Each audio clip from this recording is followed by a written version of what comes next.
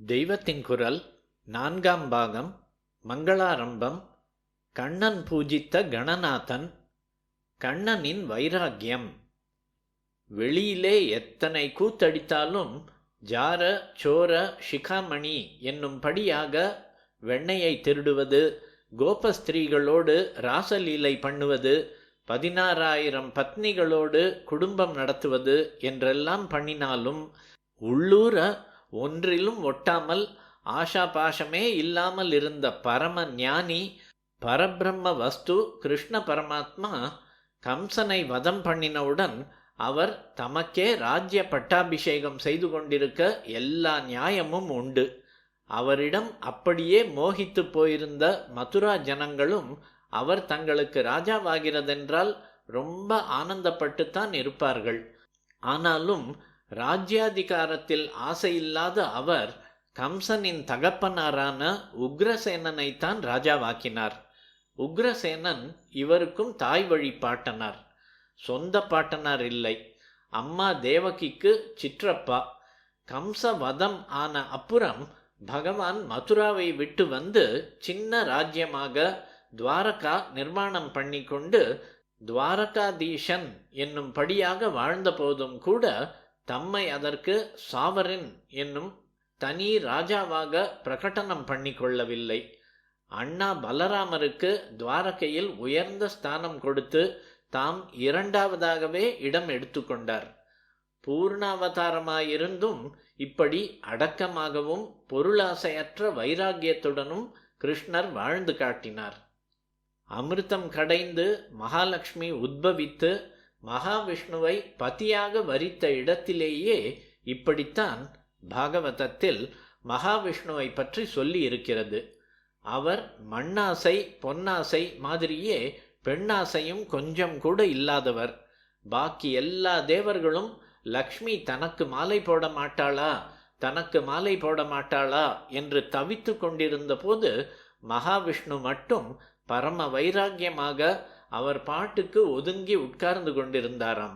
அதனாலேயே இத்தனை திருட மனசு உள்ளவரை பதியாய் அடைந்து அவருடைய பிரேமையையும் பெரும்படியாக நாம் வாழ்ந்து காட்டினால்தானே நமக்கு பெருமை என்று லக்ஷ்மி நினைத்து அவருக்கே மாலை போட்டாளாம். அவருக்கு எத்தனை வைராக்கியம் உண்டோ அத்தனை கருணையும் உண்டாதலால் உடனே அவளை தூக்கி மார்பிலேயே வைத்து கொண்டு விட்டார். கிருஷ்ணர் ஆசையே இல்லாதவர் என்று சொல்ல வந்தேன். தானாகவே அவரை தேடிக்கொண்டு எல்லா ஐஸ்வர்யங்களும் வந்தன. மகாவிஷ்ணுவின் சங்கு சக்கரம் கருடன் எல்லாம் கூட அவரிடம் அவ்வப்போது வந்ததாக பார்க்கிறோம். ராமர்கிட்டே இப்படி ஏதாவது வந்ததோ? இதே போல மகாவிஷ்ணு தரித்து கொண்டிருக்கும் கௌஸ்துப மணியும் கிருஷ்ணர்கிட்டே தான் வந்தது. கஸ்தூரி திலகம் லலாட்ட பலகே வக்ஷஸ்தலே கௌஸ்துபம் என்று பாடுகிறோம். அப்பேற்பட்ட திவ்ய கௌஸ்துபத்தை போட்டுக்கொண்டிருப்பவருக்கு செமந்தகத்திடம் எதற்கு ஆசை வரப்போகிறது?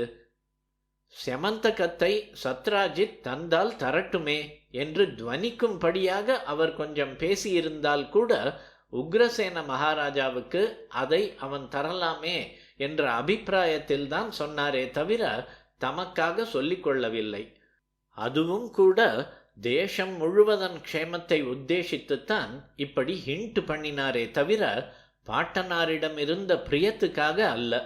சத்ராஜித் ஒரு தனி பிரஜை ஆனபடியால் செமந்தகம் அவனிடம் இருந்தால் அது அளிக்கக்கூடிய மங்களங்கள், ஆரோக்கியம், 8 பாரம் தங்கம் முதலானதுகள் அவன் குடும்பத்துக்கு மட்டும்தான் போகும். அதுவே ராஜாவிடம் இருந்தால் இந்த நன்மைகள் தேசம் பூராவுக்கும் சேருமே என்பதால் தான் சொன்னார். அர்த்த சாஸ்திரப்படி ஒரு தனி ஆசாமியிடம் ராஜாவுக்கு இல்லாத ஒரு பெரிய சொத்து இருந்தால் அவன் ராஜாவுக்கு மேற்பட்டவன் என்கிற எண்ணத்தை ஜனங்களுக்கு கொடுத்து அவர்களை அராஜகத்தில் தூண்டக்கூடும் என்பதால் இதை அனுமதிக்கவில்லை. விலை மதிப்பிட முடியாத ரத்னங்கள் ராஜாவை சேர்ந்தவைதான் என்பது அர்த்த சாஸ்திரத்தின் முடிவு. ராஜா ரத்னஹாரி என்று வச்சனம். இந்த அபிப்பிராயத்தில் பகவான் ஏதோ சூச்சனையாக சொல்லப்போகத்தான் சத்ராஜித் ராஜாவும் ஆச்சு மந்திரியும் ஆச்சு, இவன் பார்த்து வைத்த ராஜா தானே, தாத்தா வேறே, அவன் பேரை சொல்லி இவனே தட்டி கொண்டு போக பார்க்கிறான் என்று நினைத்து விட்டான். பொருளாசை எப்படியெல்லாம் புத்தியை பேதகமாக நினைக்க வைக்கும் என்பதுதான் இந்த உபாக்கியானத்தின் மாறல், நீதி. கிருஷ்ணரை தப்பாக நினைத்ததோடு மட்டும் இல்லாமல் அவரிடம் சத்ராஜித் பயப்படவும் செய்தான். மகா மல்லர்களான சாணூரன், முஷ்டிகன் முதலானவர்களை பால்யத்திலேயே கொன்றவன், கம்சனை துவம்சம் பண்ணினவன், மகா பராக்கிரமசாலியான ஜராசந்தனை 17 தடவை அடித்து துரத்தியவன், அதோடு எல்லா கபட்டமும் செய்யக்கூடிய மாயாவி. இப்படிப்பட்டவனின் விரோதத்தை சம்பாதித்து கொண்டால் எப்படி ஈடு கொடுக்க முடியும் என்று பயப்பட்டான். செமந்தகத்தை விடவும் மனசில்லாமல், வைத்து கொள்ளவும் தைரியம் இல்லாமல் அவஸ்தைப்பட்டான். பொருள் என்ன பாடுபடுத்தும் என்று நமக்கெல்லாம் காட்டும் கதை. அப்போதைக்கு மணியை தம்பி பிரசேனனிடம் கொடுத்து வைத்து கொஞ்சம் நிம்மதிப்படுத்தி கொண்டான். அவன் இவனை விட புத்திசாலி, பலிஷ்டனும் கூட. அதனால் உபதிரவத்தை அவனிடம்தான் கொஞ்சம் தள்ளி விடுவோமே என்று தள்ளிவிட்டான். தம்பி பிரசேனன் சந்தோஷமாக அந்த செமந்தகத்தை போட்டுக்கொண்டு வேட்டைக்கு புறப்பட்டான். கிருஷ்ணனோடேயேதான் அவன் வேட்டைக்கு போனான் என்று ஸ்காந்த கதை. இங்கே சொல்வது பாகவதத்தையும் விஷ்ணு புராணத்தையும் அனுசரித்தது. செமந்தகத்தை போட்டுக்கொண்டிருப்பவன் உள்ளும் புறமும் சுத்தமாயிருக்க வேண்டும் என்று நிபந்தனை அல்லவா? ஆனால் இவன் காட்டுக்கு போன இடத்தில் ஒரு அசுச்சி ஏற்பட்டது. அப்புறம் பக்கத்தில் எங்கேயும் ஜலாசயம் இல்லாததால் இவன் கை கால் அலம்பிக்கொள்ள முடியவில்லை. இப்படி ஷரீர பரிசுத்தி கெட்டு போயிருந்த சமயம் பார்த்து ஒரு சிங்கம் வந்து அவனை அடித்து போட்டு தின்றுவிட்டது. குட்டி சூரியனைப் போல இருந்த செமந்தகம் சிங்கத்தையும் வசீகரப்படுத்தியது. இருட்டு மூடின காட்டை பட்டப்பகல் ஆக்குகிற அந்த ரத்னத்தை கவ்விக்கொண்டு சிங்கம் போய்கொண்டிருந்தது.